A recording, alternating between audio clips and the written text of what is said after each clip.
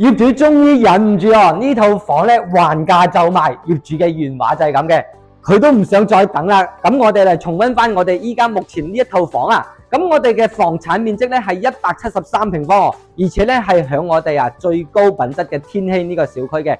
咁呢個園林嘅話咧，望翻落去咧係非常之舒服啦，往東南邊嘅哦。全間屋嘅話咧，佢係做咗3房3衛，而且咧全屋嘅配搭咧亦都係一個比較輕奢嘅一個奶油風啦，非常舒服，而且仲係一個南北對流嘅戶型嘅。咁入門位嘅話咧，亦都好貼心咁做咗個大鞋櫃啦，呢邊咧仲做咗個賭台喺呢邊嘅。咁我哋首先過嚟睇睇我哋嘅廚房啦。廚房咧首先望入去咧係非常之簡潔，而且咧舒服嘅。冰箱以及抽油煙機嗰啲咧全部都準備埋㗎啦。北邊嘅話咧，景觀亦都係相當之靚嘅，直接望過去嘅話咧，係望到山景咧，非常之舒服嘅山景啦，以及高爾夫球景、別墅景，盡收眼底啊！咁呢個大陽台咧，亦都係完全贈送嘅。咁後期咧，我哋可以晾曬以及我哋洗衣機亦都可以放喺呢邊。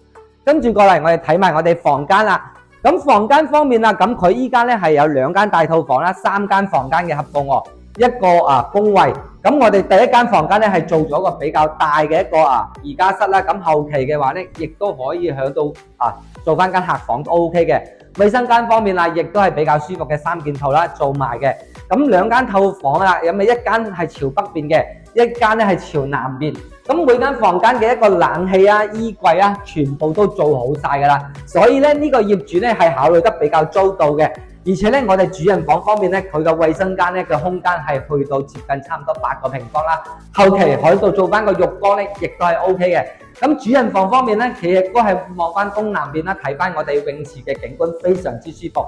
因為咧呢套房對於我哋天禧嚟講咧，亦都係好多人了解過嘅一個173平方嘅一個大3房戶型，2間套房嘅，非常之舒服。包括我哋依家目前見到呢個裝修咧，亦都係相當之少有嘅。